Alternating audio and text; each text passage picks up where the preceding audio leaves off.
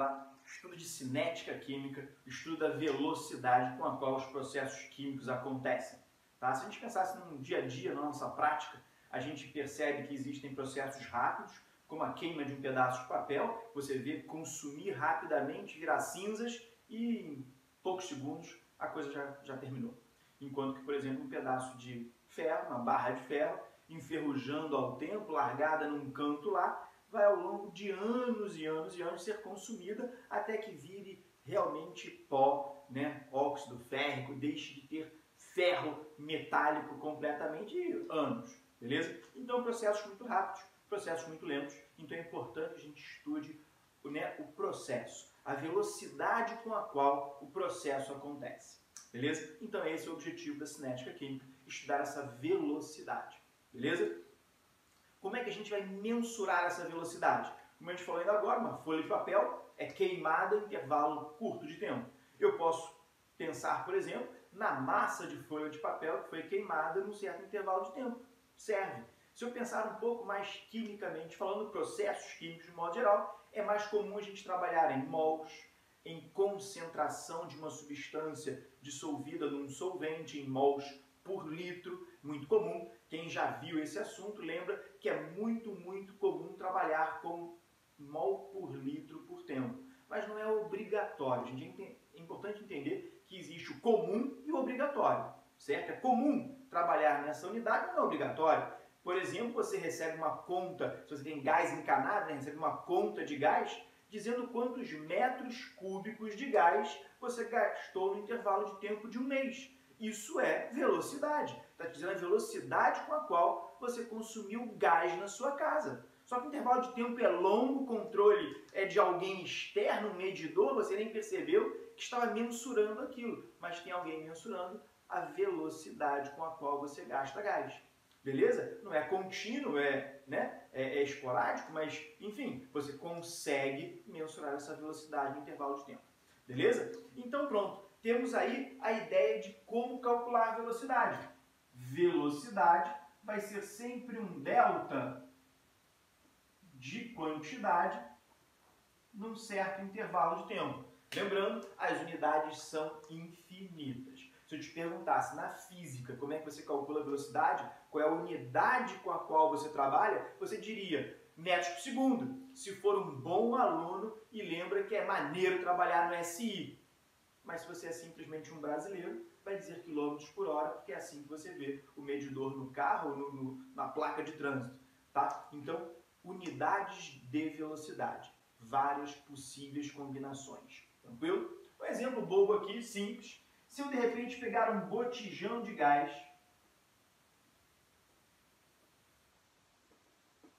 vamos fazer considerações para facilitar a minha vida na conta, tá? Então vamos considerar que eu tenho um botijão de 14,5 kg. Existem botijão de P13, P14, P15 de 13, 14, 15 quilos, mas enfim, 14,5 para facilitar a minha conta. Digamos também ainda, essa é uma aproximação absurda, mas finge que é isso, tá? Naquele botijão de gás eu tenho apenas butano. É falso. O gás que você trabalha naquele botijão é o GLP, é o gás liquefeito de petróleo, que tem uma mistura de propano-butano.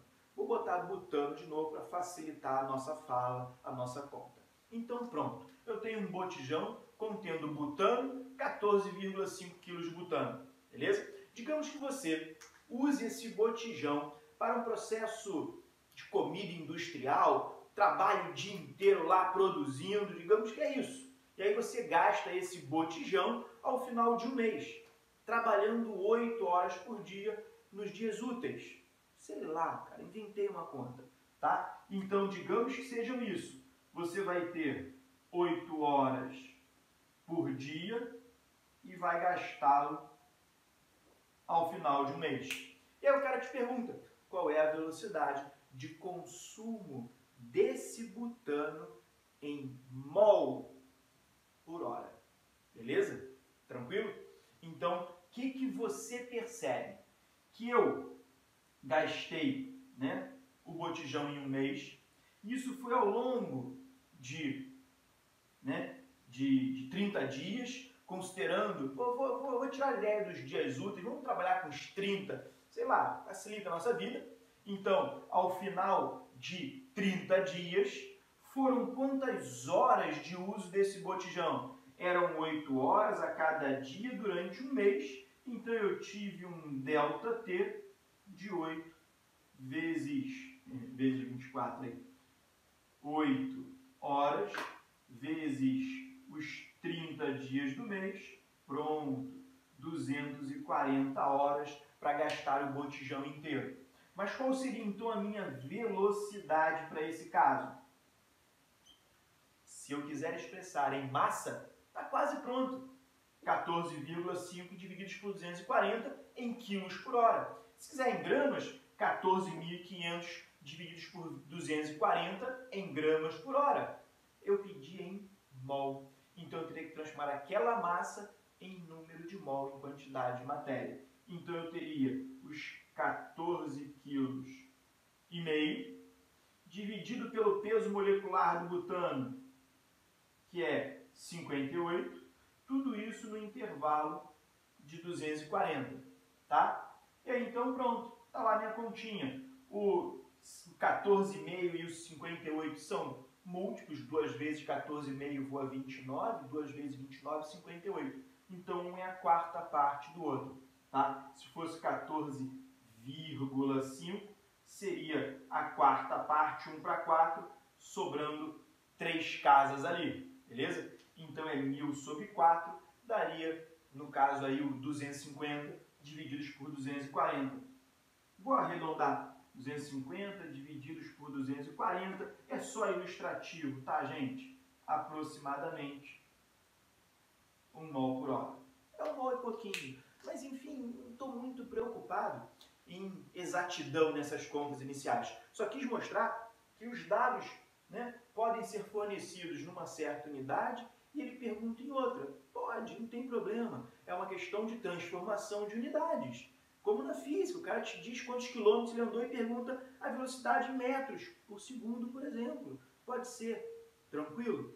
Então, um capítulo muito de trabalho com unidades. Tranquilo até aí? Então, pronto, calculei a minha velocidade lá aproximadamente, gasto 1 mol de butano por hora, um pouquinho mais que isso. Beleza, primeiro passo dado. Segundo passo, o entendimento que existe uma relação entre reagentes e produtos. Se, por exemplo, ele conta uma história aqui, ó, completa. Agora esse está bem completinho. O cara diz que, ao longo do tempo, o gás nitrogênio foi gasto num processo chamado Haber-Bosch de produção de gás amoníaco. Beleza? Falou bonito, Márcio. O que é isso? O processo Haber-Bosch é nitrogênio mais hidrogênio produzindo amônia NH3. Certo? Nitrogênio mais hidrogênio produzindo amônia, ou gás amoníaco, como queira. 1 para 3, produzindo 2. Então aquele é o processo Haber-Bosch, processo famoso pra caramba, amônia muito importante de modo em geral na indústria. Então está lá o processo Haber-Bosch. E ele contou a história de como é que o gás nitrogênio foi consumido naquele processo, já que ele é um reagente. Ele tinha 100 no início, depois 60, 30, 20, foi gastando com o passar do tempo. Normal, é um reagente, tem que ser gasto, tem que diminuir com o passar do tempo. Beleza. E aí ele pede, considerando o processo de produção da amônia, calcule a velocidade do nitrogênio no intervalo de 0 a 2. A velocidade para o hidrogênio e para a amônia em certos intervalos. Então é importante você perceber que na letra A ele perguntou do nitrogênio e ele contou a história do nitrogênio. Então, em princípio, eu sei fazer, eu sei como é que o nitrogênio se comportou com o passar do tempo. Tranquilo, poxa, acho que é ok, beleza. Então, vamos lá, letra A. A velocidade para o nitrogênio, como ele não especificou unidades, tá? Eu vou trabalhar só com o mol por segundo como está aqui, não vou transformar em unidade nenhuma, não vou mudar unidade, porque ninguém perguntou nada, vou trabalhar com essas mesmas, beleza? Então, qual foi o consumo do nitrogênio? Ele tinha 100, agora tem 60, eu gastei 40 nesse primeiro intervalo de 0 a 2. Então, qual foi a minha velocidade? Pensando naquela lógica da física, do ΔS, né? do delta, da diferença, entende? Então, se eu pensasse nisso, é menos 40, né? Gastei 40 mol, eu tenho um delta de menos 40. Se eu pensar esse delta como final menos inicial, a gente acaba chegando à conclusão de que isso fica menos 40 no intervalo de 2, 20 mol por segundo, ou menos 20 por segundo. Deixa eu escrever aqui embaixo, né? Quadrinho pequeno.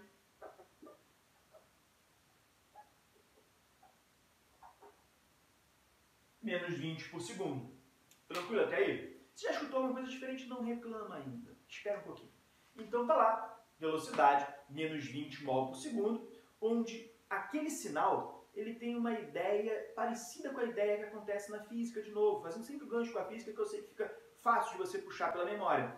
Quando você olha uma velocidade negativa, quer dizer que o cara está não andando, está andando para trás, está andando na direção contrária à orientação que você fez. Você apontou o eixo para um lado, e aí dizendo que ele está andando a menos 20, está andando para o outro lado. Então tem um significado não matemático em si. Não é um menos 20, que é negativo, é menor do que zero. Não é isso. É porque é 20 num certo sentido. E naquele nosso sentido é um 20 negativo, porque estou falando de um reagente, então ele é gasto com o passar do tempo. Gastei 20, por isso menos 20. Ok? Até aí? Tranquilo? Vamos à letra B. Quando a gente pensa na letra B, ele agora quer falar do hidrogênio. De novo, para o intervalo agora novo, com o intervalo de 2 a 4. Vamos lá no intervalo de 2 a 4. De 2 a 4, a única coisa que eu sei é que ele passou de 60 para 30. Gastou 30. Mas o que eu quero saber não é do nitrogênio, é do hidrogênio. Aí eu vou lá na minha reação. Eu percebo que eles são gastos numa certa proporção de 1 para 3. Cada vez que eu gastar um desse, eu gasto o triplo do outro. Então não é justo dizer que a velocidade com a qual você gasta esse é igual a que você gasta aquele. Você gasta um diferentemente do que você gasta o outro. O outro, 3 vezes mais, você gasta muito mais rápido. Entende que aqui é uma ideia de estequiometria? Que se você gasta um, o outro reagente também é gasto? De modo proporcional ao balanceamento que rege essa reação. Então, nesse nosso caso, como é que ficaria a história? Vou escrever, lembrando que eu estou poupando o nosso espaço aqui, né? É 1 para 3, não é? 1 para 3. 1 para 3 em quê? Em mol. E a minha tabela está em mol, então, pô, maneiro. Se estivesse em massa, em volume, eu teria que fazer estequiometria propriamente dita, mas em princípio, por enquanto, posso já direto ali no coeficiente. Sei que se é 1 para 3, quando eu gasto 30 desse, do outro eu vou gastar 90, concorda comigo? 3 vezes mais. Então, enquanto aqui eu gastei apenas 30, porque eu fiz a leitura da tabela, gastei 90 do outro, porque eu conheço a proporcionalidade através do balanceamento da equação. Então, guarda isso. Eu não sou obrigado a te contar a história de todos os participantes da reação. É estequiometria, como a estequiometria fazia. Ela te conta a história de um cara e você descobre dos outros. Então, a mesma coisa vai acontecer em cinética. Eu posso pensar apenas nos dados de um para compor a história de todos os outros. Beleza? Assim como acontecia na física, como é que eram as questões que pediam velocidade? Ele te dava um gráfico, te dava uma tabela, te contava uma história. Beleza? Vai ser igual na química. Eu vou te contar uma história, como essa. Gastei tanto num intervalo de um mês, contei uma história. Ou vou te dar uma tabela contando a história através desses dados da tabela, ou é um gráfico, que eu faço a leitura do gráfico para o tal intervalo de tempo que ele fornecer. Beleza? Até aí? Tranquilo? Então pronto. Letra B, o que eu descobri? Que a velocidade para o hidrogênio vai ser o triplo. Vai ser de 90 nesse intervalo de 2 unidades de tempo, não é isso? Acabei ficando com os menos 45 mol por segundo. Certo? Então eu reparo que realmente para um é bem diferente do que para outro. Tudo bem que estou comparando dois momentos diferentes, mas dá para perceber que a velocidade com a qual eu consumo hidrogênio é muito maior, 3 vezes maior, tá? Então essa é a ideia. Tranquilo até aí, gente? Foi? Beleza, beleza? Então vamos lá, letra C. Letra C. Para ganhar o meu espaço aqui, ó, tá pequenininho, vou passar para cá. Letra C. Paguei, hein?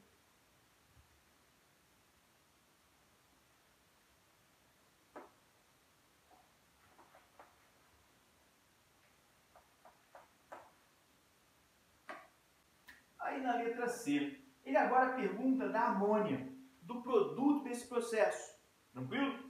Então vamos lá, amônia. O que eu sei a respeito da minha equação? Eu sei que para cada um que eu gasto desse, produzo 2 daquele. Então tá lá, para cada um eu produzo 2 de amônia. Falei uma coisa, escrevi outra, né? Olha como é que é a mente. Falei o 2, porque eu estava pensando no NH3, depois pensei no 3, acabei escrevendo 2 no lugar, é tudo errado. Beleza. Então, para cada um de nitrogênio, eu produzo 2 de amônia. Beleza? O dobro. E aí, então, o que você sabe para esse intervalo de 4 a 6? Para o intervalo de 4 a 6, eu percebo que a quantidade gasta de 30 caiu para 20, a quantidade foi de apenas 10. Então, vamos lá. Se eu gastei 10 desse, quanto é que eu vou ter do outro? O dobro, né? Pela minha proporçãozinha, de 1 para 2, se eu gastei 10 aqui, vou produzir do outro 20. Tranquilo? Agora um detalhe importante. Não é amônia? Não é produto? Não está sendo produzido? É justo botar menos 20? Não, né? É produto, né? É mais 20, né?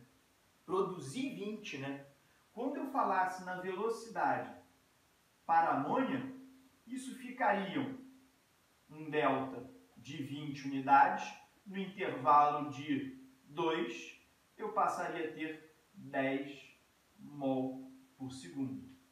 Beleza? Então perceba essa história que você tem aqui. Enquanto para uns eu tive negativo, para outros eu tive positivo. Ok até aí? Agora perceba a maluquice, a loucura completa que eu escrevi. 1 está para 2, assim como menos 10 está para mais 20. Matematicamente isso faz sentido? Não. É porque a gente veio conversando, veio trocando ideia, e isso fazia muito sentido. De que um o dobro do outro, 10 para 20, esse aqui gastando, aquele ali produzindo, menos, mais. Mas percebeu que o sinal trouxe um incômodo matemático? Que a matemática vai olhar aquela regra de 3 e dizer assim, você é maluco, está escrevendo besteira. Entende? Então, realmente, esse menos e mais não são tão maneiros. E aí tem gente que fala, eu discordo, que é importante a gente trabalhar com o módulo. Tá? Na verdade, né, eu já apaguei aqui, muita gente chega naquela expressão de velocidade e diz velocidade é igual a módulo de delta de quantidade ΔT, porque assim ele força que não apareça esse negativo. Tá? Eu não gosto, porque a gente vai precisar mais tarde, numa próxima parte, por enquanto estamos na primeira, numa próxima parte, eu vou precisar desse negativo. Esse negativo é importante para a construção de certas coisas. Tá? Então, o que acontece? Por uma convenção, fez a seguinte escolha. Se o cara é reagente, eu vou fazer menos delta de quantidade ΔT. Porque eu sei que o delta de quantidade é negativo, se eu fizer menos delta, fica positivo. Enquanto que para os produtos eu faço mais delta de quantidade ΔT, porque aí fica positivo. Mas isso é igual a fazer módulo. Não, não é. Módulo de x é diferente de menos x. Entende? Eu fazer o módulo de ΔX, de menos ΔX, são coisas diferentes. Tá? Então, eu fazer módulo é uma coisa, eu trocar o sinal daquilo que eu sei que é negativo é outra coisa, tá? Em termos matemáticos. Então, pronto, mostrei as três coisas, mas o que normalmente nós faríamos era isso, é trabalhar o menos delta, porque aí eu forçaria isso a ser positivo. É trabalhar o menos delta, porque aí eu forçaria isso a ser positivo. Eu trabalharia o mais delta e isso ficaria também positivo. Ok na ideia geral, gente? Foi. Então guarda essa ideia. Quando o cara é negativo, eu faço o menos delta porque obriga ele a ficar positivo. E aí, quando você fala da relação entre as velocidades,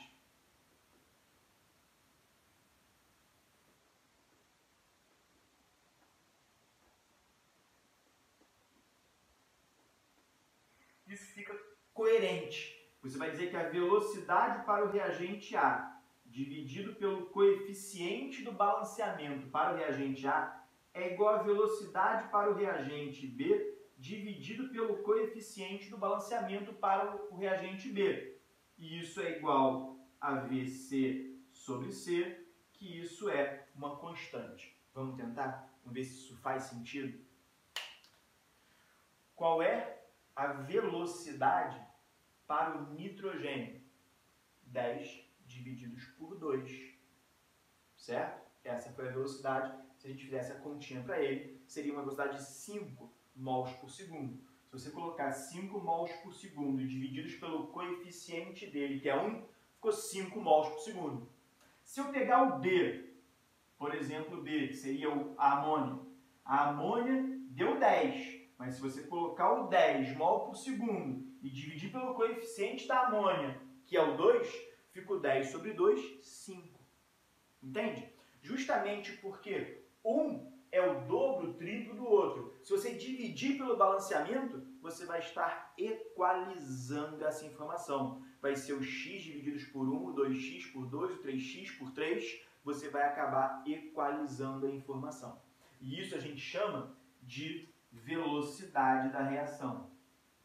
Se alguém perguntar a velocidade da reação em função de alguém, é isso que a gente está fazendo aqui, calculando em função de alguém. Mas existe a velocidade da reação sem expressar do qual fulano a gente está falando. E aí, então, é uma velocidade equalizada, essa é a nossa ideia, beleza? É a velocidade do processo, mas isso aqui é a nossa estequiometria. A minha velocidade está para a sua, assim como o meu coeficiente do balanceamento está para o seu. Lembrando que essas velocidades estão comparadas, estão calculadas em mol, ou em mol por litro. Porque eu preciso do balanceamento embaixo, que é um balanceamento que expressa a razão em mol. Então a velocidade em cima não pode estar em massa, por exemplo, porque aí não fecha a estequiometria. Beleza, então? Ok, gente? Então, primeiro pedaço do nosso papo de cinética química, velocidade média. Tranquilo? São estudos de gráficos, tabelas, né? E mais estequiometria para a gente associar esses caras que foram estudados no tal gráfico, na tal tabela, né? Estudá-los versus os outros participantes da reação. Beleza? Então é isso. Por enquanto é isso. Cinética química, segunda parte. Uma parte agora mais teórica, tentando não mais apenas calcular a velocidade, mas sim entender como é que as coisas funcionam. Beleza? Então, primeira coisa é a gente entender quais são os fatores necessários para que uma reação aconteça, para que uma reação química possa de verdade se processar. Se você já viu termoquímica, viu que existem reações com ΔG negativo, que são chamadas de espontâneas, ΔG positivo, que são chamadas de reações não espontâneas, né? Aquilo que a gente entende como espontâneo, como você misturou e a coisa acontece, flui, né? Você, sei lá, misturou ácido e base, sabe que eles reagem. Você tomou um antiácido, sabe que você acalma a sua acidez estomacal, porque está acontecendo uma reação. Então eu queria entender por quê. Por que uma reação acontece? Como uma reação acontece? Quais são os fatores que determinam que ela pode ou não ocorrer? Beleza? E aí? Então vamos lá. são 3 coisas importantes. Podem parecer bobas, mas necessárias. Primeira coisa, tem que existir afinidade entre os reagentes, certo? Afinidade entre reagentes. Exemplo bobo. Misturei sódio e potássio metálicos num frasquinho, tampado, armazenado, guardei. Sódio e potássio vão reagir? Não. No máximo, se eles fossem fundidos e tal, poderiam formar uma liga, mas estou viajando já. Falando da reação, faz algum sentido os dois reagirem? Não. Mas se eu deixar, por exemplo, esse frasco destampado, os dois reagem com o oxigênio do ar muito facilmente. Porque o sódio, a família 1A, é um cara que quer perder elétron, o oxigênio é um cara da família 6A com uma alta eletronegatividade, que quer ganhar elétrons. Então, deixar um perto do outro é você dar a oportunidade deles reagirem, porque tem afinidade para tal. Agora, se você não tem afinidade de A com B, não adianta colocar o A e B próximos um do outro, eles não vão reagir. Entende? Então é meio bobo, mas é fundamental. Precisa existir afinidade entre os reagentes. Segunda coisa, de novo, pode parecer bobo, mas eu preciso do contato entre eles. Acabei de falar. Se eu pegasse um recipiente sob vácuo completo e guardasse o sódio lá dentro, tampado, quando é que ele iria reagir com o oxigênio? Nunca. Não tem oxigênio, como é que eles vão reagir? Não teve contato dele com o meio externo, se guardou no potinho vedado, então nada aconteceria. Nunca, em princípio. A não ser que houvesse um vazamento. Mas nunca, se não há contato, nunca terá reação. Coisas bobas, exemplos bobos que você já viu em filme, por exemplo.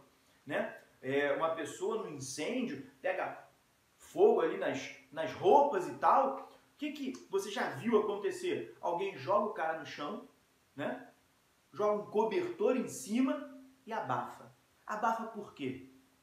Porque todo o oxigênio entre o cobertor e a pessoa é consumido. O que está depois do cobertor não entra mais em contato com as vestes, com as roupas daquele cara.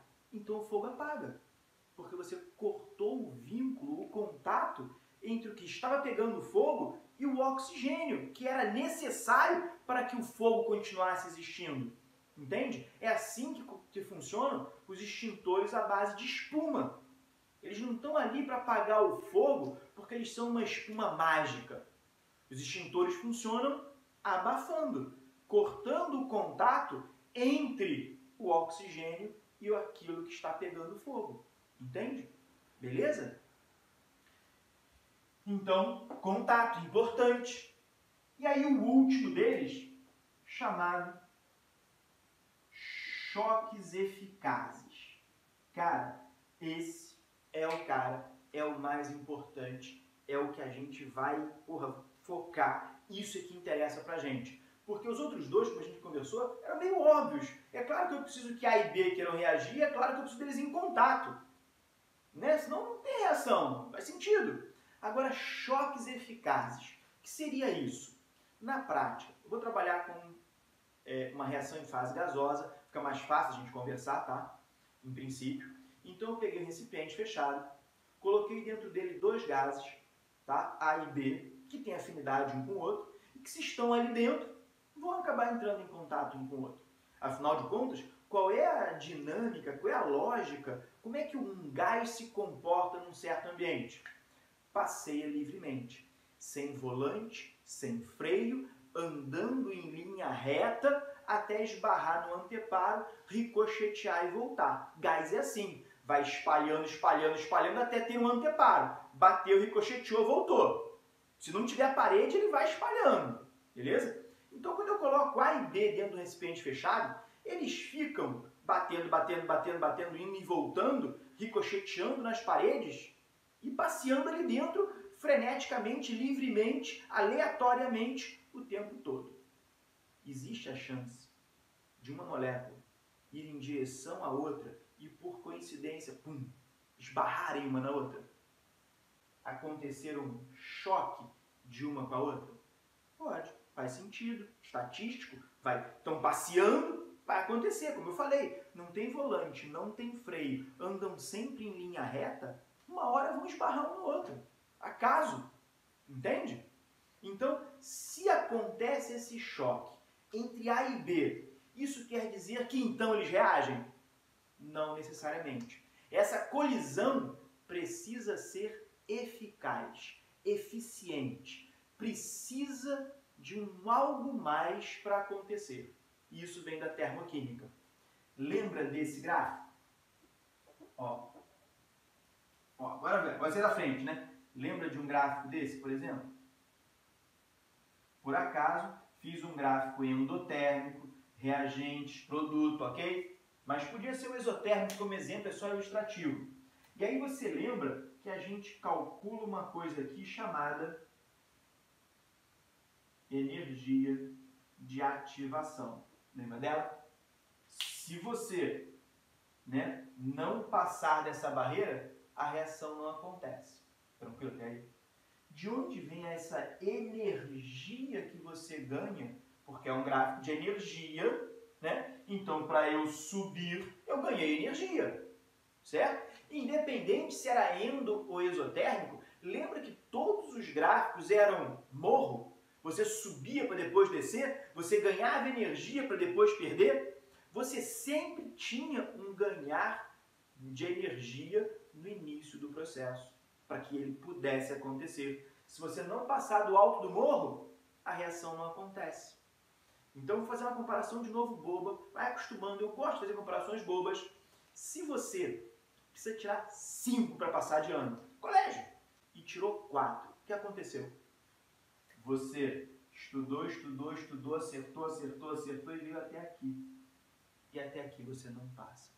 Vai começar tudo de novo no ano seguinte. Vai voltar lá do início para começar tudo de novo. Entende? Mas se você tivesse tirado 5, 6, 7, 8, pelo menos 5, você teria energia suficiente para chegar até aqui em cima e aí depois aquela expressão, para baixo todo santo ajuda. Se você chegou até lá em cima, você vai descer e terminar a reação. Entende? Então você precisava daquela energia de ativação para que o processo acontecesse. É isso que eu tenho no choque eficaz. Quando dois objetos colidem, essa colisão, ela é perfeitamente elástica? Não, só na questão de física. Na prática, ela não é perfeitamente elástica, ela é uma colisão que gera um certo desperdício de energia. Essa energia que tem a ver com a colisão que você usa para subir e ganhar a energia necessária para ativar o processo. Termoquímica discute como utilizar essa energia. Estou só colocando que eu preciso dessa energia. Não estou colocando como é que você tem que fazer para tirar 5 na prova. Estou te dizendo que se você tirar 5 na prova, você passa. Entendeu a minha colocação? Eu preciso do 5. Eu preciso tirar aquela energia de ativação ou mais do que ela. Se a colisão for super, ultra, mega maneira, vai gerar uma colisão 10 e eu só precisava de 5. Vai reagir com facilidade, tudo bem. Então é isso que entra nesse tal choque eficaz. Tem que ser uma colisão boa, uma colisão que me gere uma energia suficiente, necessária para vencer aquela barreira da ativação. Algumas reações têm uma ativação menor, outras maiores, mas eu preciso vencer essa barreira para conseguir reagir. Então esses choques eficazes são aqueles que conseguirão vencer essa barreira. Não vão ser 100% dos choques, podem ser 10, 20, 30, não sei. Essa eficiência vai depender muito de muitas coisas. De como esses caras A e B gostam um do outro, se a afinidade deles é muito grande, a energia de ativação deve ser pequena. Entende? Para que eles reajam com mais facilidade, já que eles têm muita afinidade um com o outro. E aí tem alguns fatores, vamos falar já já, que a gente pode trabalhar para que isso seja melhor, ou pior, dependendo da minha intenção. Certo? Então, beleza? Eu preciso de afinidade, contato e choques eficientes. Beleza? Se não for uma colisão eficiente, a reação não acontece.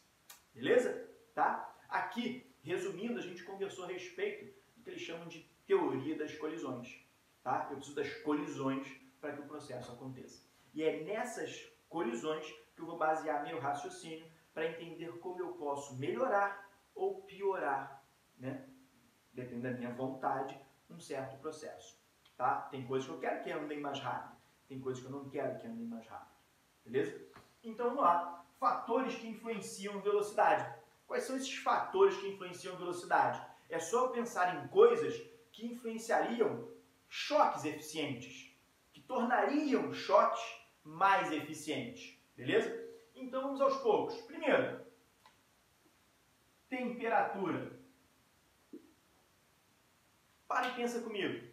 De novo, se estou pensando num processo gasoso, em fase gasosa, o aumento da temperatura faz com que haja o quê?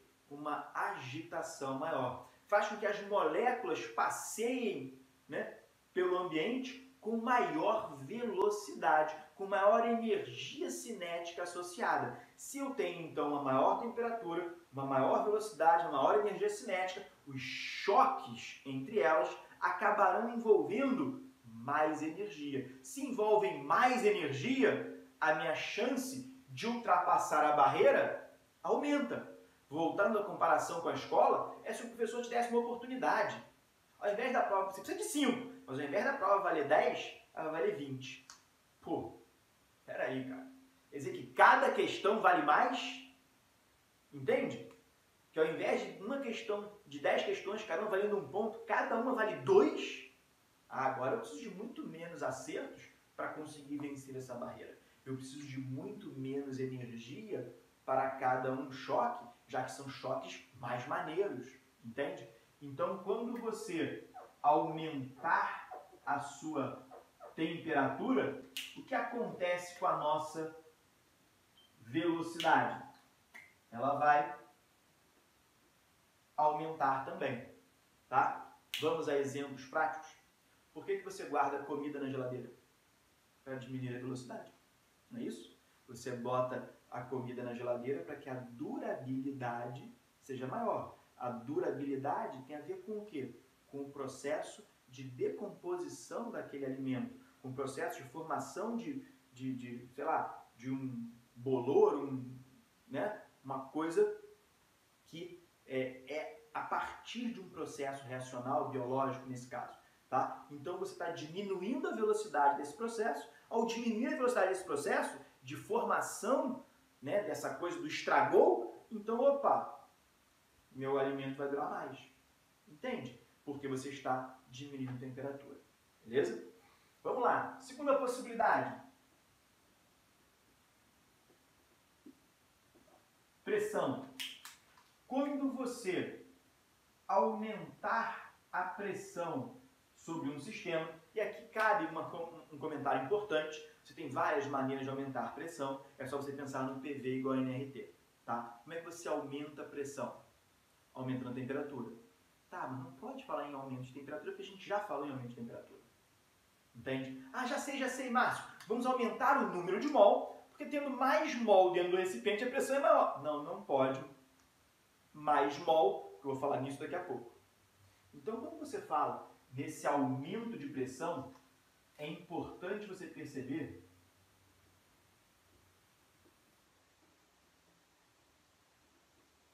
que aconteceu por conta da redução do volume.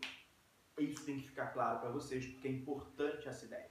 Então, eu aumentei a pressão quando reduzi o volume.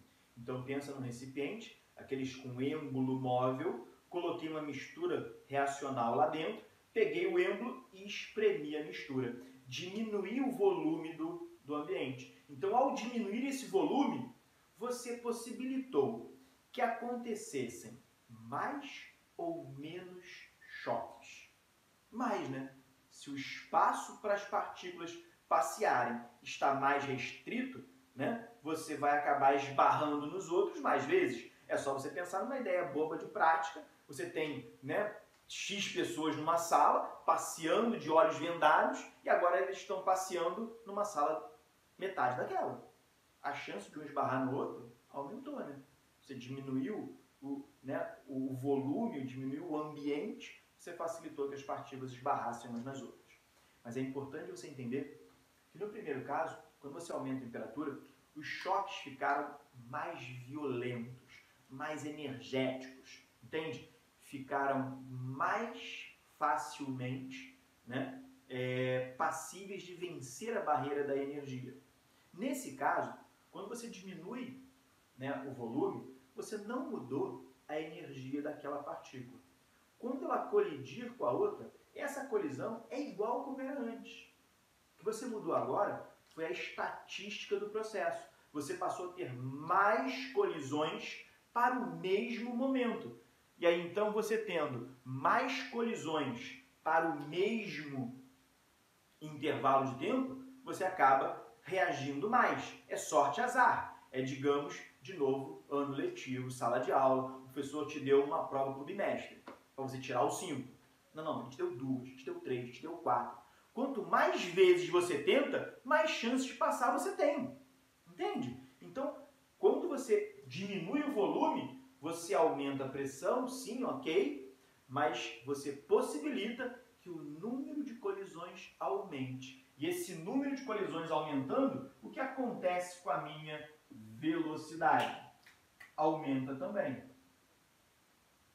Beleza? Terceira coisa, concentração.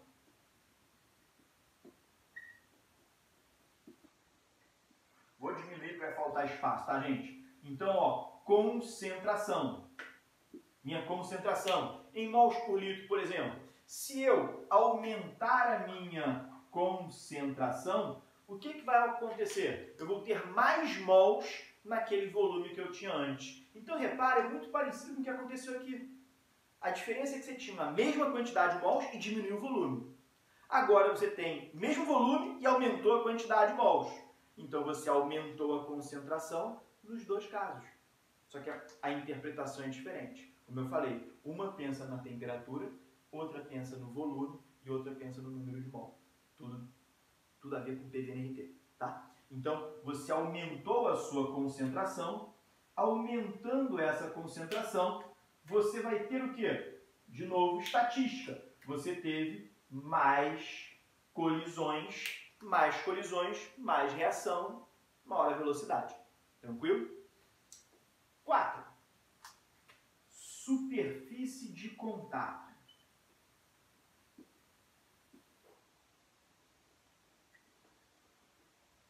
O nome está dizendo, né? Superfície de contato. Quanto de superfície eu vou ter em contato com o outro reagente. Então, pense em duas situações, né? Pensa num exemplo, de novo, mais outro bobo, né? Eu quero fazer pizza. Eu quero botar um queijo, uma mussarela sobre a minha pizza e quero que aquele queijo derreta. Pensa em como é que você vê isso no dia a dia. Em casa, às vezes, que a gente é preguiçoso, né? A gente bota um pedaço do queijo inteiro e bota no forno e a gente não tem pressa. Mas o cara da loja de pizzas, aquele que quando você liga ele tem que te entregar rápido, senão a pizza esfria, senão você fica triste que está demorando, como é que ele bota o queijo sobre a pizza? Sempre ralado. Por quê? Porque aumentou a superfície de contato. Tudo bem que esse processo que eu estou falando é um processo físico. Aumentou a superfície de contato, aumentou a troca de calor, derreteu mais rápido. Mas nesse caso pode ser físico, mas a superfície de contato teve a mesma, né, ação. Ela deu oportunidade a termos mais contatos, mais trocas. Então, quando você aumenta a superfície de contato, você reage mais rapidamente. Exemplo da prática, né? Que, de novo, tem a ver com troca de calor, mas talvez seja mais fácil. Quando você vai fazer um fondue, né, de chocolate, estamos entrando no friozinho, é maneiro, você bota uma barra de chocolate dentro da panela e espera derreter, ou você vai picotando, vai colocando aos pedacinhos, porque aí aumenta a superfície de contato e aumenta essa facilidade. É isso. Quando você faz um churrasco, agora sim químico, quando você faz um churrasco, para iniciar, para começar a acontecer, né, o foguinho lá na churrasqueira, você pega um carvãozão grandão inteiro e tenta colocar fogo nele, ou você bota pedaços pequenos. Nunca teve essa oportunidade de perceber isso? Pois é, os pedaços pequenos têm maior superfície de contato, entram, acabam gerando brasa com mais facilidade, enquanto que o outro você tem dificuldade. Pronto, o derradeiro, esse eu adoro. Vamos botar fogo numa barra de ferro. Uma barra de ferro pega fogo? Massa, palhaçada, claro que não. E bombril? Palha de aço. Ferro. Palha de aço. É ferro, pô. Já tentou botar fogo no bombril? Não. Diz que foi eu que mandei, não foi. Só estou dando exemplo. Realmente, se colocar fogo num pedaço de bombril, ele entra em chama. Foguinho, bombril, palha de aço. Por quê? Porque tem maior superfície de contato. Você está finamente dividido, são fiozinhos. Você tem basicamente todo o ferro disponível exposto, quase miolo nenhum. E aí acaba reagindo com mais facilidade. Beleza? Então essa é a ideia da superfície de contato. Novamente, maior, maior. Quanto maior a superfície de contato,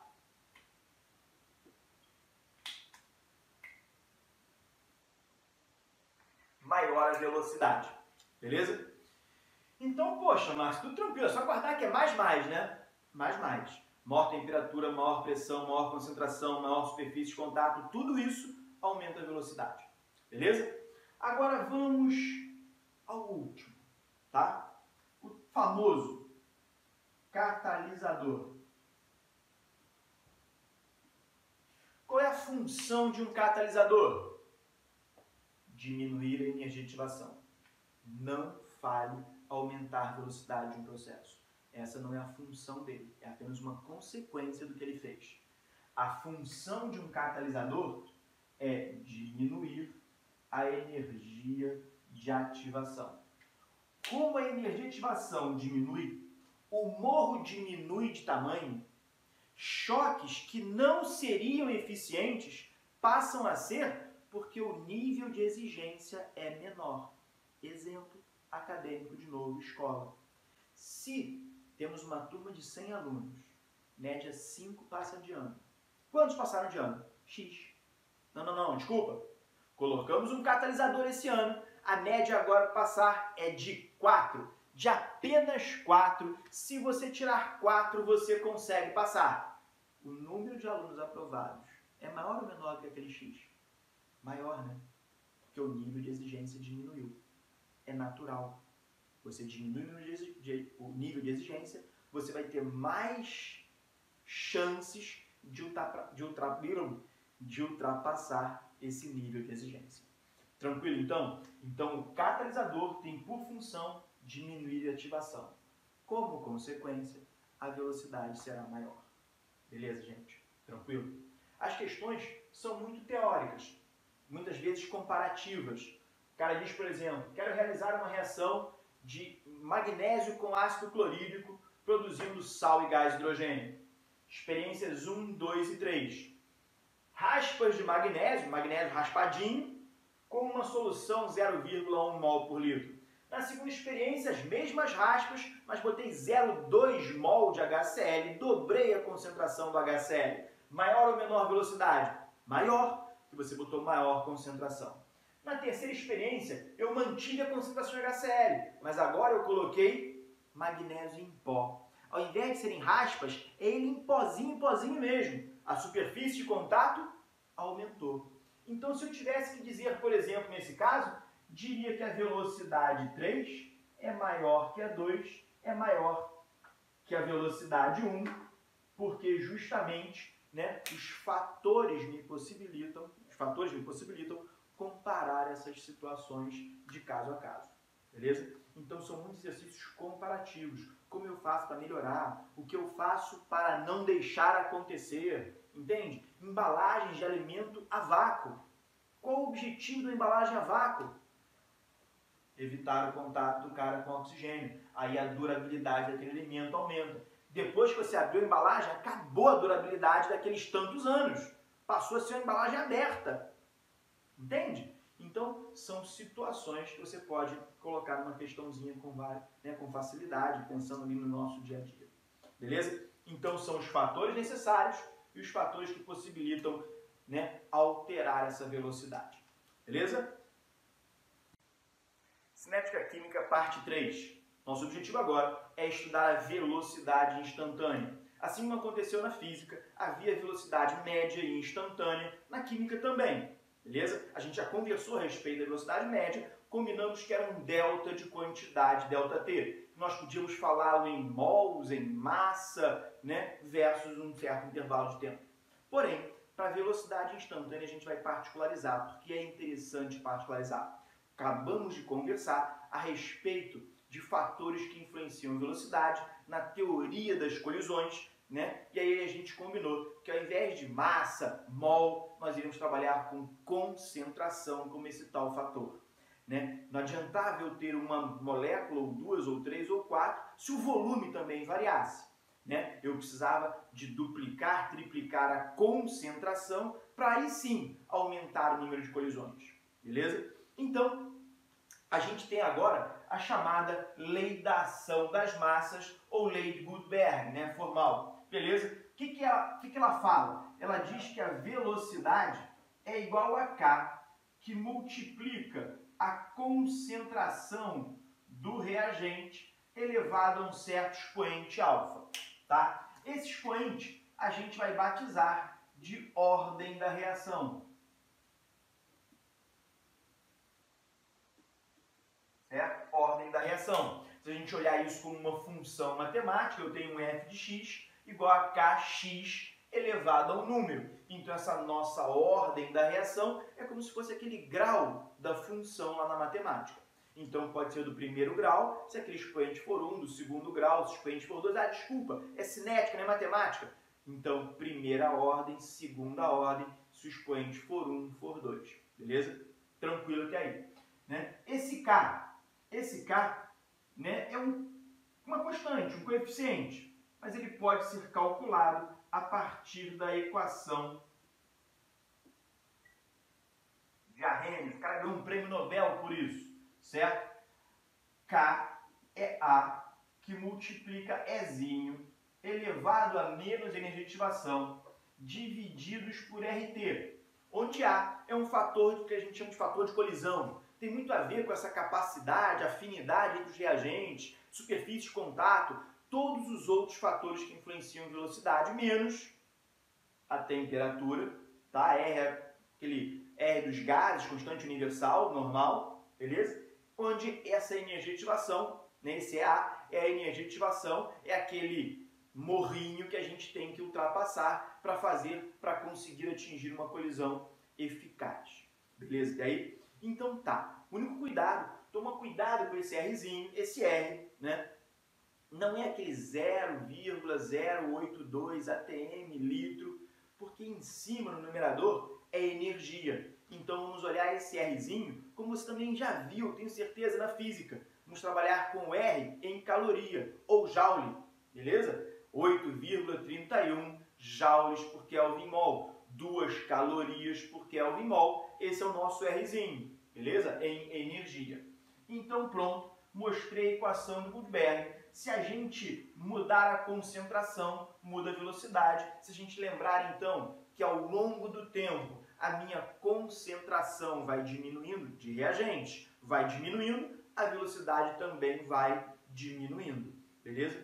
E a gente combinou também uma história de sinal, não sei se você lembra. Quando a gente falou delta de quantidade, para um reagente, esse delta vai dar negativo. Agora, olha essa minha situação. Essa concentração do reagente pode ser negativo? Não, é a quantidade do cara, tem que ser positivo, maior que zero. Esse K, se você olhar bem a expressão, tudo bem que tem um A aqui que você não sabe qual é, mas energia de ativação, R, T, também de novo são todos positivos. Né? Esse A é positivo também. Então faz com que essa velocidade, essa expressão, calcule a velocidade de modo positivo. Apenas vai te dizer quão veloz é a reação e não te diz que está sendo consumido ou produzido alguém, que é a velocidade da reação e não uma taxa de consumo do reagente ou de produção, né, do nosso objetivo final, que é o produto, como a gente tinha falado em velocidade média. Tranquilo até aí? Exemplos só para ilustrar.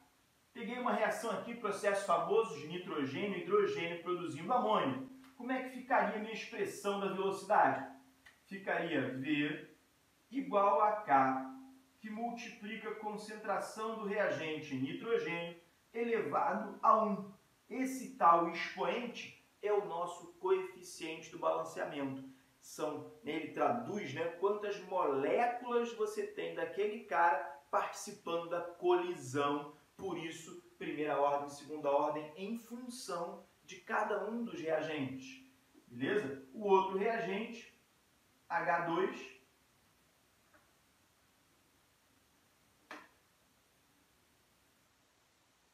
elevado ao cubo. Então, essa reação é de primeira ordem em relação a um reagente, terceira ordem em relação ao outro reagente, de quarta ordem global. Tranquilo? Segundo exemplo, para a gente agora falar um pouquinho da particularidade dessa situação. Carbono sólido, carvão, mais oxigênio gasoso produzindo CO2 gasoso. Tá? Quando você trabalha com sólido, pare e pensa na lógica. Se eu tiver um carvão em brasa sendo queimado, sofrendo combustão, ele tem uma certa velocidade de queima. Se eu botar 2 pedacinhos de carvão, um do ladinho do outro, ele vai queimar 2 vezes mais rápido porque a quantidade de carvão duplicou? Não faz sentido, né? Se eu tiver uma montanha de carvão, acaba rapidinho. Se eu queimar uma folha de papel, ela demora X. Mas se eu queimar uma pilha de papéis, vai muito rápido, porque você aumentou a quantidade de papel? Não, você aumenta a quantidade de reagente reagindo, a quantidade de produto sendo gerado naquele intervalo de tempo, mas a velocidade instantânea, o quão rápido ele pega fogo, isso não vai mudar. Entende? Beleza? Por quê? Teoria das colisões. Quem vai ao encontro para reagir é o gás. O sólido está parado. Se eu colocar 2 sólidos para reagirem, um do ladinho do outro, eles nunca vão reagir, porque um não vai ao encontro do outro.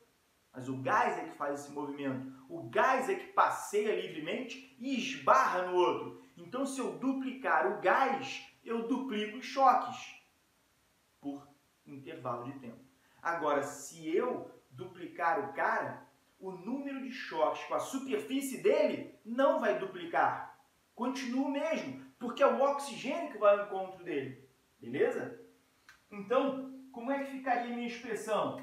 V igual a K, que multiplica a concentração do oxigênio elevado a 1. É de primeira ordem em relação a ele e de ordem 0 em relação ao carvão. Beleza? Você, quando coloca mais carvão numa churrasqueira, por exemplo, não pega fogo mais rápido. Pega mais fogo. Você vai ter mais energia sendo trocada, porque tem mais gente reagindo, mas você não vai fazê-lo mais rápido. Tranquilo? Foi? Último caso, exemplo 3 aqui, um pedaço de ferro sendo dissolvido em meio ácido. Repara que agora não tem mais gás nenhum. Agora a minha reação está acontecendo dentro de um ambiente aquoso. Então é importante você perceber, né, as nossas várias possibilidades. Eu tenho um cara que pode ser sólido, e ele não se mexe, não vai ao encontro do outro. O líquido igual, tem até uma atividade um pouco maior, mas enfim, deixa para lá. Aí a gente tem o gás. Esse sim, ele passeia livremente e vai ao encontro para fazer a colisão. Mas ainda temos uma quarta possibilidade. Não é um estado físico, mas é uma situação. É uma substância dissolvida num certo solvente. Como é que essa substância dissolvida fica dentro desse solvente? Ela fica paradinha num canto? Não, ela fica de novo passeando livremente. E aí, justamente passeando livremente, ela tem um caráter meio que de gás, né? Um cara passeando livremente pelo ambiente até bater na parede e ricochetear. Então, a lei de Gutenberg, a lei da ação das massas, ela vale para quem estiver no estado gasoso, mas vale também para toda substância que estiver solubilizada, que estiver livre passeando dentro de um certo solvente. Ok? Então, como é que ficaria a minha expressão aqui? V igual a K, que multiplica quem? O ferro é sólido, é uma barra de ferro dentro d'água paradinha, submersa. Né? Porém, a quantidade de ácido que eu tenho, essa sim, essa influencia minha velocidade. Se eu tiver mais ácido, menos ácido, essa reação acaba sendo mais rápida, menos rápida. Tranquilo? Foi? Então, Primeiro pedaço feito. Conseguimos agora entender como é que eu calculo a velocidade, caso eu tenha, claro, a expressão, as concentrações e tal. Letra B. Segundo método, segunda maneira de enxergar essa velocidade instantânea. Vamos olhar agora com olhos puramente matemáticos, tá? Então, visão matemática. Como é que a gente vai trabalhar essa velocidade? Essa velocidade, ela vai ser trabalhada como uma taxa. Como é que você faz taxa na matemática? Você faz um dx dt. Você faz a variação de x para um certo intervalo infinitesimal dt com t tendendo a zero. Então é igual, é a ideia que a gente quer. A gente quer falar de um instante, de um ponto, de um certo momento. Então eu vou trabalhar com esse intervalo de tempo infinitesimal para diminuir essa variação de concentração para o meu instante. Tranquilo? Então vai ser um d de concentração dt. Foi? Beleza? Lembrando que agora, com essa visão, eu vou ter um d de concentração. Como esse cara é um reagente, deixa eu botar lá que eu esqueci. Como esse cara é um reagente, esse delta, esse d de concentração dt, tende a ser um cara negativo, concorda comigo? Então toma cuidado com isso, porque é aquela história que a gente conversou da taxa da variação ser positiva para um produto, negativa para um reagente, é uma taxa, é matemático, é numérico, beleza? Exemplo de aplicação disso na prática, num processo não tão simples assim. Peguei uma enzima que está reagindo, atacando um substrato, formando um intermediário que eu vou chamar de ES, e logo depois gera o produto e volta a enzima a ficar como ela era antes. Para quem lembra, para quem tem uma boa biologia na memória, a enzima é um catalisador de processos biológicos. Então, quando eu falo em catalisador, é aquele cara que participa da reação, mas que, na verdade, no fim das contas, sai como se nada tivesse acontecido com ele. Então, muita gente, às vezes, acha que o catalisador ele não participa. Ele pode participar, desde que depois ele seja refeito. Ele gasta e depois é produzido o mesmo tanto e ele está lá, como se nada tivesse acontecido com ele. Então, como é que a gente pode falar, por exemplo, a taxa de variação do substrato, que é um cara importante, é o cara que a gente quer atacar? Como é que ficaria esse ds dt? Tá? Tirei o colchete, vai ficar mais enxutinho ali a maneira de escrever, fica mais visual. Então, quem é o meu ds dt? O meu ds dt vai ser igual a quem? O que faz o S, o substrato? Ele é gasto na reação que a gente vai batizar de 1 e ele é produzido na reação 2. É uma reação dita reversível, para quem não lembra, não viu, tá? Eu tenho uma reação ali reversível. O A pode produzir B e o B pode produzir A, isso é reversível. Tranquilo? Então, nesse caso, o S ele é consumido na primeira reação, enquanto que na segunda ele é produzido por ela. Ok? Até aí? Qual é a velocidade?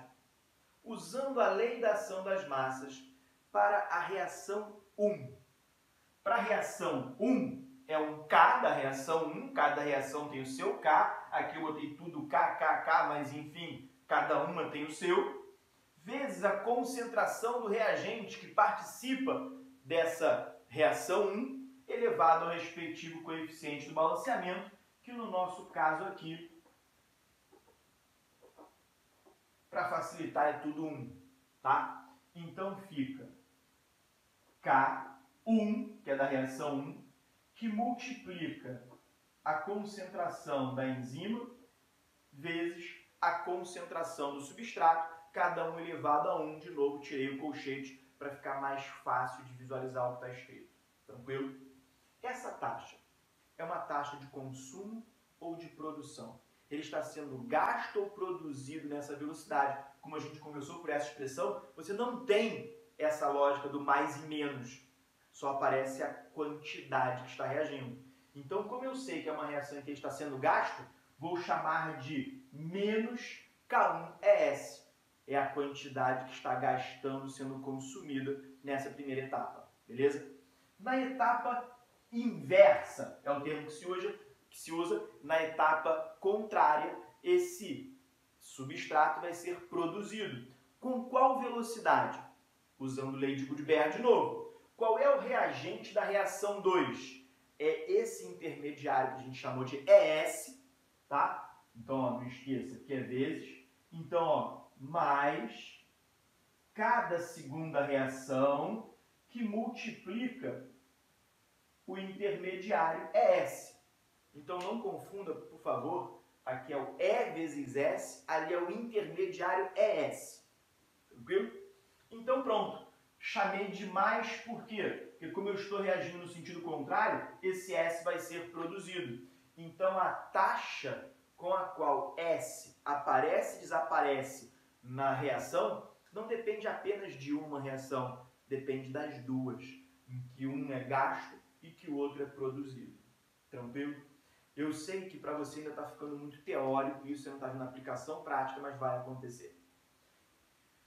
Sei lá, vamos olhar agora, por exemplo, o produto. Produto, você entendeu a ideia? dP, dt.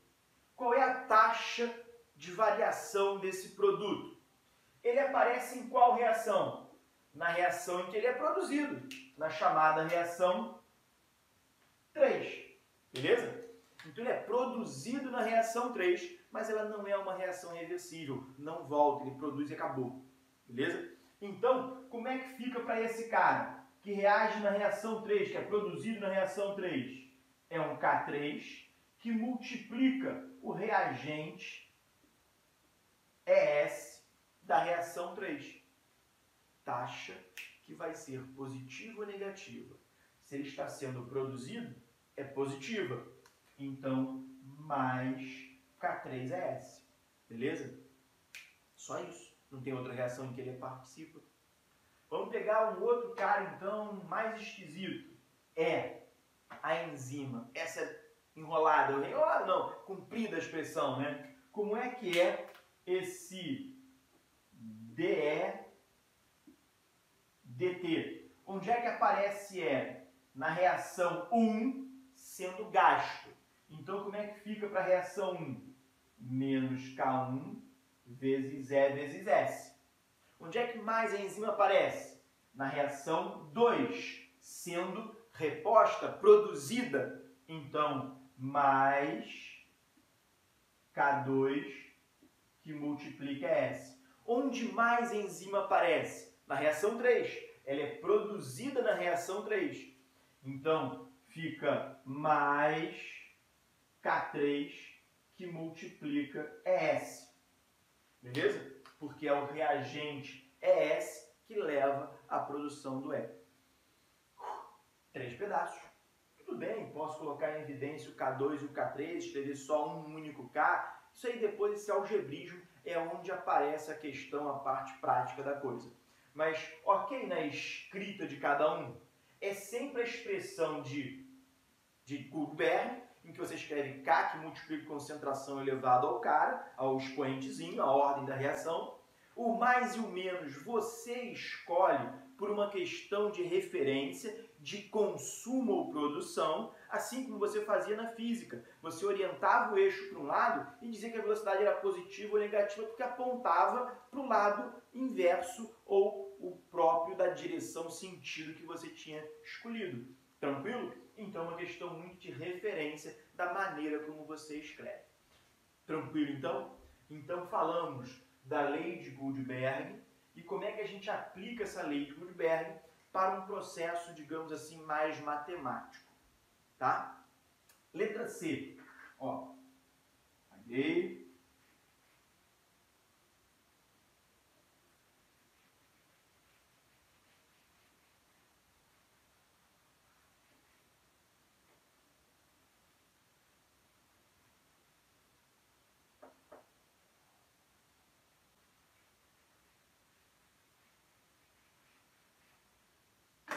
Então, a gente fez casos, abrimos uma situação enrolada em que, para um certo processo de geração de um produto a partir de um substrato, eu tinha várias etapas, 1, 2, 3, enfim, várias coisas.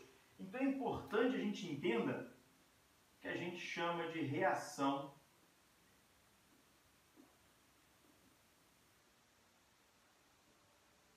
não elementar. O que é uma reação dita não elementar? Uma reação que não acontece numa única etapa.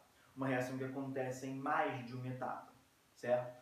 Quando a gente não conhece ainda o processo, é difícil você escrever, certo? Eu não sei exatamente como é o processo, quais são as etapas mais lentas, mais rápidas do processo, mas quando eu conheço o processo, eu posso usar esse artifício de enxergar a reação não elementar e aplicar a lei de Gutenberg de novo, de uma maneira particular.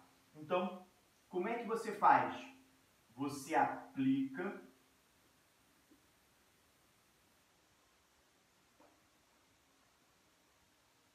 a lei de Gutenberg para a chamada etapa lenta, tá? A etapa duradoura do processo. Né? Não vou entrar em detalhes, ela vai mostrar isso, mas se eu tenho uma reação em muitas etapas, uma aconteceu durante 2 minutos, a outra durante 1 hora. A que aconteceu durante 1 hora influencia a média ponderada da velocidade, faz com que essa etapa contribua muito mais do que a outra no respectivo valor que você encontra para a velocidade. Então, é na etapa lenta que a gente vai se concentrar. Exemplo. Eu vou pegar aqui, por exemplo, o hipoclorito gerando clorato e cloreto. Vou botar aqui, ó, em azul aqui o balanceamento. Então eu tenho 3 íons cloreto que se formam, né, transformam em 2 cloretos e 1 clorato. Então está lá a minha reaçãozinha. Mas eu conheço essa reação, ela já foi estudada, é muito empírica, é muito experimental. Essa reação, ela acontece em 2 etapas. Na primeira etapa, não 3, 2 moléculas colidem. O hipoclorito colide com outro hipoclorito, certo? E aí, um rouba o oxigênio do outro, certo? Concordou? Eu tinha 2 hipocloritos, ClO, ClO. Quando eles colidem, o oxigênio passa para um deles, ficando ClO2, e o cloro fica sozinho, o cloreto. Então, é um processo em que aconteceu uma primeira colisão entre 2 moléculas, uma roubou o O da outra e se separaram. E aí esse ClO2 é um intermediário que vai atuar na terceira etapa. ClO2 vai colidir com aquela terceira partícula de hipoclorito. É o ClO2 que agora colide com o terceiro ClO. Quando eles colidem, o ClO2 rouba mais um oxigênio, vira ClO3. E aquela terceira partícula de ClO vira Cl sozinho. Beleza?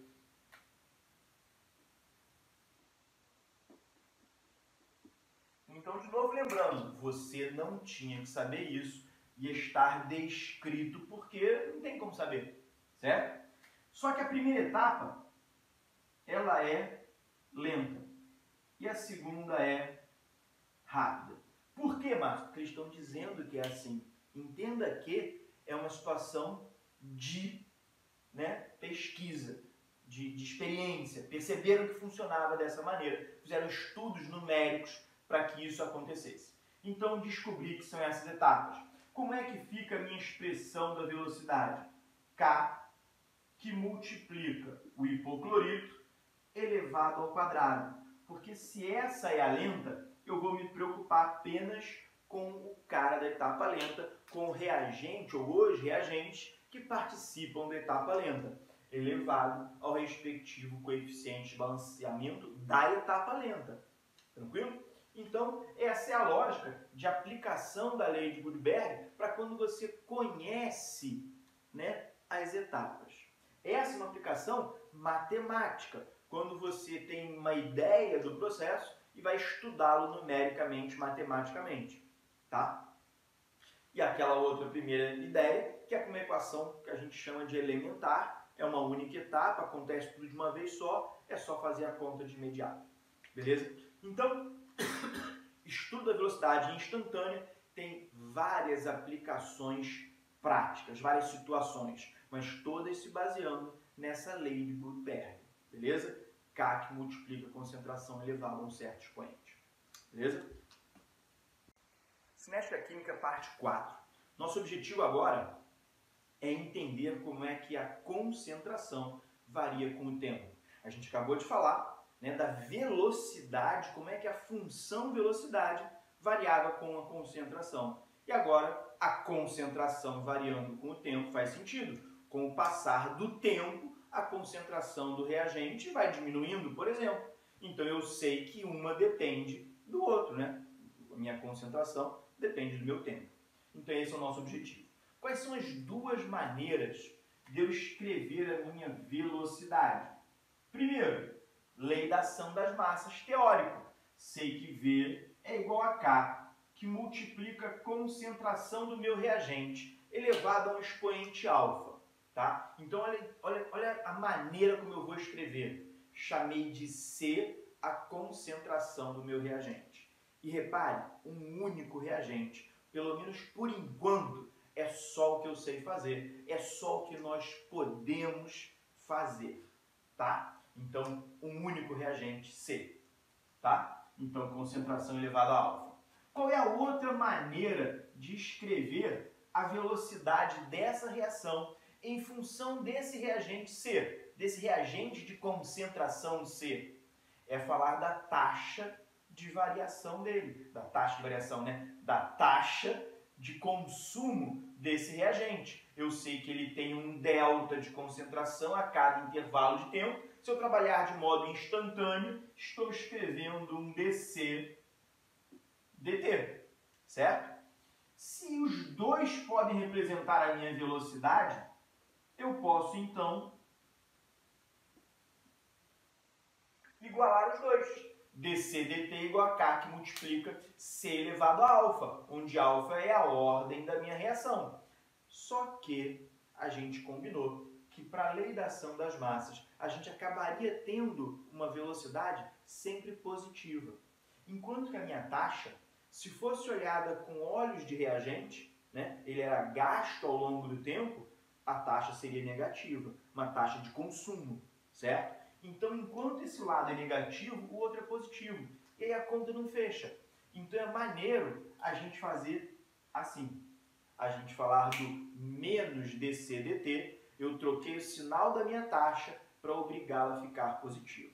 É parecido com a física, que às vezes você orienta o teu eixo para um lado, para outro, para forçar com que a velocidade, né, seja positiva. Se o teu objeto está indo nessa direção, você orienta o eixo para cá. Se ele está indo para lá, você orienta o eixo para lá, para que a velocidade fique positiva, uma questão de referencial, de escolha. Aqui, como a matemática diz que o cara é negativo, e eu quero interpretá-lo apenas como uma quantidade variando, eu boto um menos dc dt. Tranquilo? Fazendo um algebrismozinho aqui, eu passo a ter um menos 1 sobre c elevado a alfa dc, do lado de lá, um k dt. Passei o dt para lá, passei o c alfa para cá, certo? Isso a gente chama de equação diferencial. É uma equação que tem um dt, tem um intervalo infinitesimal do lado de lá e outro do lado de cá. São diferenciais, um dc e um dt. Como é que resolve-se uma equação desse tipo? Fazendo o que a gente chama de integral. Vou fazer a integral do lado de cá, a integral do lado de lá, e aí acontece a solução daquela equação, certo? No meu caso, eu quero fazer uma integral chamada definida. Uma integral para um certo intervalo do meu instante inicial, onde minha concentração valia uma concentração inicial C0, até um instante qualquer, onde a minha concentração vai valer um C qualquer.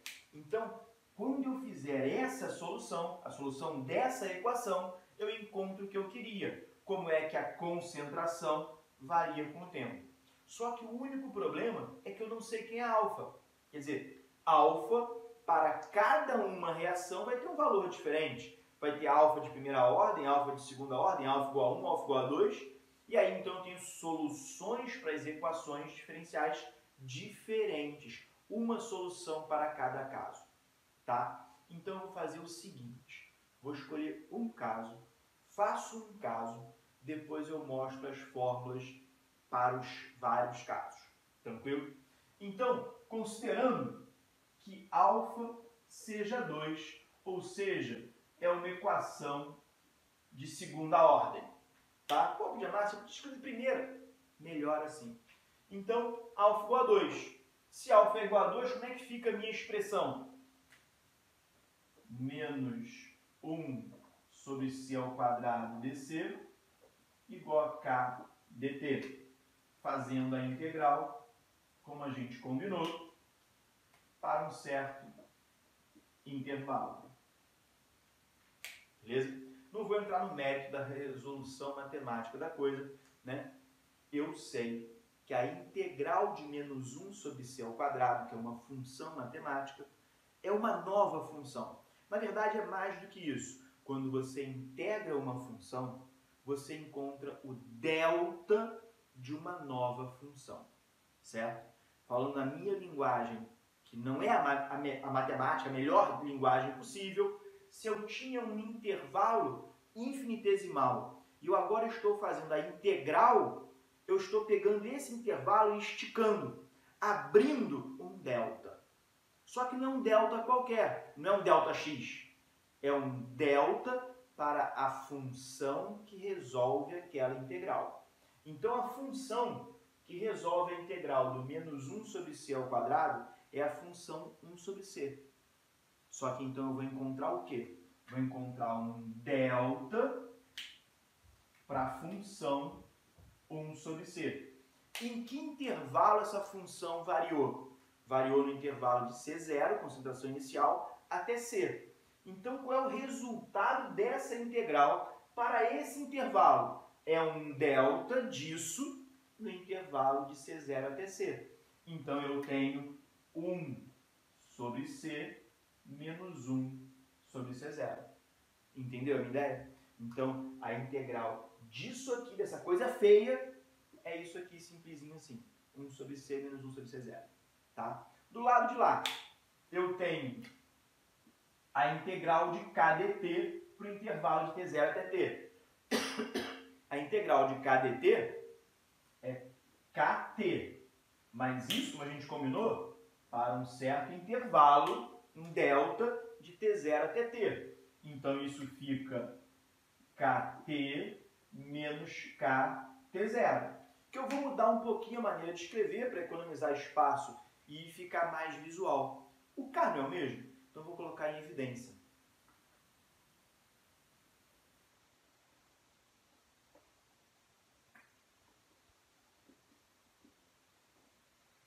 K que multiplica t menos t0, acho que agora fica até um pouco mais fácil de enxergar essa minha história do integrar e derivar, e, enfim, matemática. Você tinha um dt que ao integrar virou um intervalo de ΔT.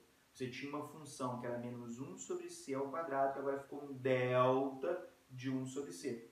Então é isso que a gente está fazendo quando a gente resolve essas equações diferenciais. Você está esticando esse intervalo de tempo, beleza? Então ficou com isso aqui. Fiquei com isso aqui. Vou fazer um pouquinho de ajuste ali. Vou chamar esse meu T0 de T, assim como você fez na física. Quando você fala na física V igual a V0 mais AT.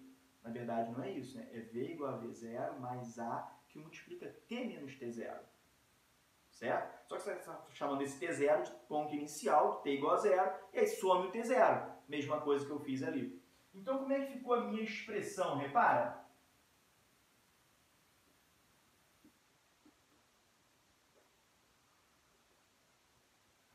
Olha a minha expressão. Passei esse C0 para o lado de lá. Dá uma olhada na cara dessa expressão. 1 sobre C igual a KT mais 1 sobre C0. Se eu fizesse uma mudança de variáveis aí para ficar mais visual, se eu chamasse 1 sobre C de Y, eu ficaria com Y igual a KT mais Y0. O que é isso, gente? equação de reta. Sempre será uma equação de reta, porque eu tenho o delta de um lado, o delta do outro lado. Se eu tenho um delta y igual a k, porque você sempre vai poder botar o k em evidência, um delta y igual a k que multiplica delta t, você tem uma função que sempre será uma equação de reta. Não para concentração, mas para a função que você encontrou, que por acaso, nesse caso, é 1 sobre c.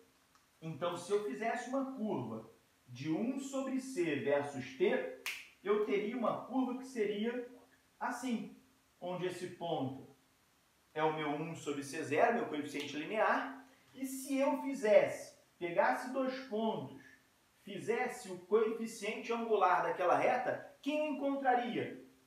K, meu coeficiente angular. Então, né, botar assim, né, o meu coeficiente angular é K.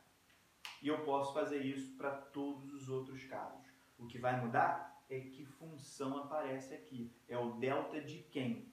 De alguém. Mas é sempre um delta, então eu vou sempre poder escrever com uma cara de equação de reta. Tranquilo? Então isso foi para alfa igual a 2. Certo? Vou fazer agora as equações para os vários casos. Lembrando que, quais são os nossos casos infinitos, imaginários, infinitos, tá? Mas a gente vai se restringir a casos em que eu tenha um único reagente ou que eu possa transformar nisso, depois a gente pensa, né? Um único reagente elevado a um alfa, que não é um alfa qualquer, é um alfa natural. 0, 1, 2, 3, não pode ser um alfa meio, menos 5, não sei fazer, a conta fica estranha, tá? É sempre possível, mas não sei fazer, Então, como é que vão ficar meus casos? Primeiro caso, alfa igual a 0, certo? Então, primeiro caso,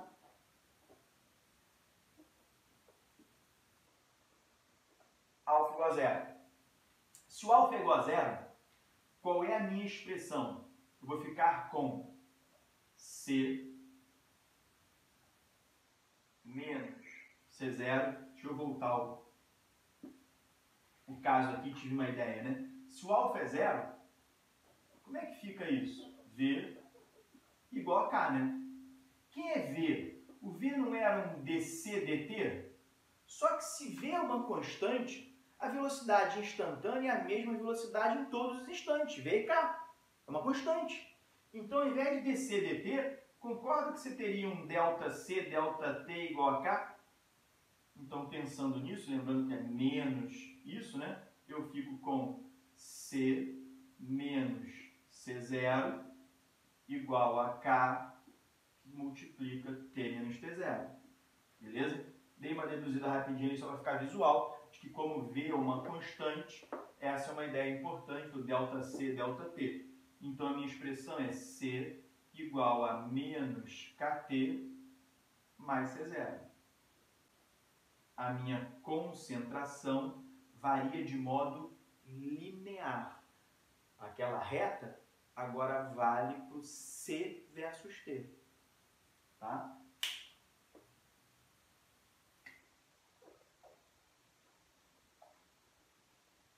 Então, C versus T.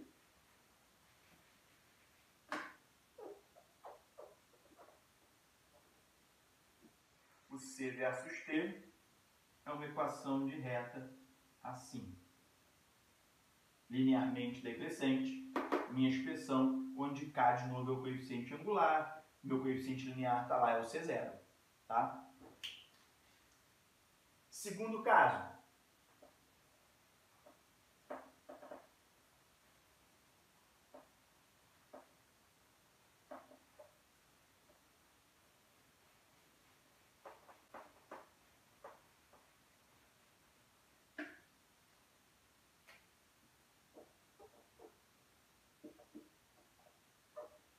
Alfa igual a 1, primeira ordem. Como é que fica a minha expressão?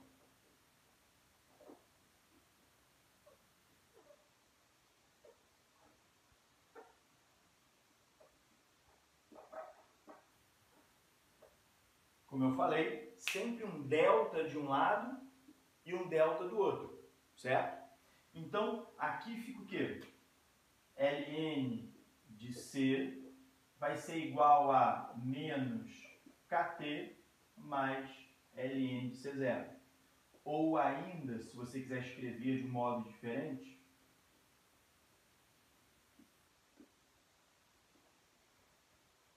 tá? Existe a minha equação de reta.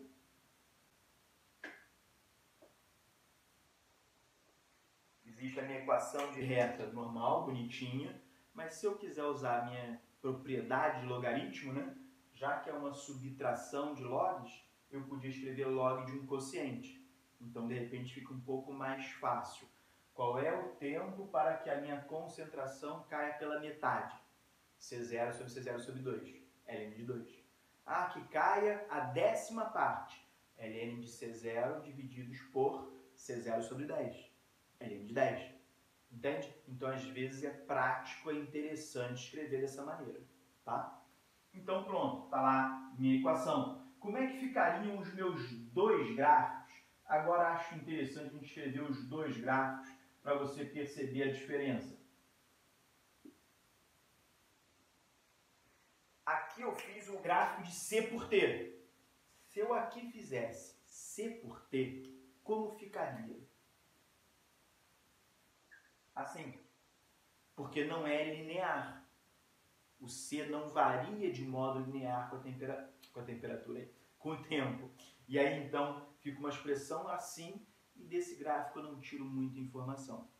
Mas se eu pegar o ponto, cada ponto de concentração, e fizer o Ln em cada ponto, e construir um gráfico de Ln, aí surge coisa que me interessa. Porque surge uma equação de reta, onde aqui é o Ln de C0, né? E se você fizer o coeficiente angular de novo me traduz o K.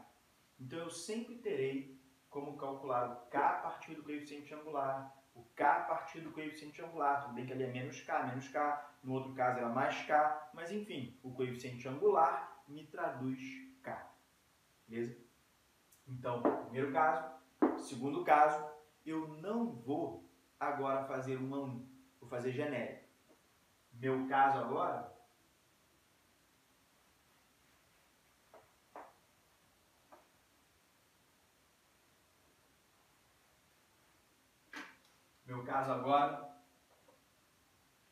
é N, né, alfa igual a N qualquer. Então, ó, terceiro caso, alfa igual a N, onde N é natural, diferente de 0, diferente de 1. Tá? Então, é o natural, qualquer natural, a partir do 1, o 2, o 3, o 4. Beleza? Como é que fica a minha expressão? Eu vou escrever direto, tá?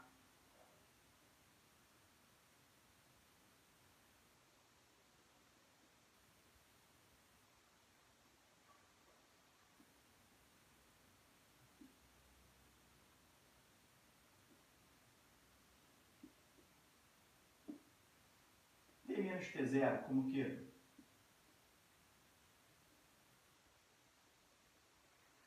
Então a minha expressão ficou assim. 1 sobre n menos 1, c elevado a n menos 1, menos 1, n menos 1. Deixa eu ver se funciona. A gente combinou que não vale para o 0 e para o 1, mas para o 2 vale e nós fizemos o 2, por isso eu tinha feito o 2. Certo? Se nós pensarmos em n igual a 2, segunda ordem, como fica a expressão? 2 menos 1, 1. 2 menos 1, 1. 2 menos 1, 2 menos 1. Essa expressão ficaria 1 sobre c elevado a 1 menos 1 c0 elevado a 1, aquela expressão que a gente tinha feito ainda agora para a segunda ordem. Tá? Então, vale para qualquer uma, menos 0 e 1. Vale para o 2 em diante. Tá? Então, na verdade, eu preciso decorar 3 expressões, sendo que a primeira é para o V constante. Por isso que eu fiz a questão de mostrar o V constante. Agora, eu tenho que decorar primeira ordem e enésima. E aí eu resolvo qualquer uma. Os exercícios são todos eles voltados para isso. A equação de reta, que eu consigo construir o gráfico. certo? Então pronto, vamos à prática, aos exercícios para a gente ver caso a caso como é que isso se aplica, beleza?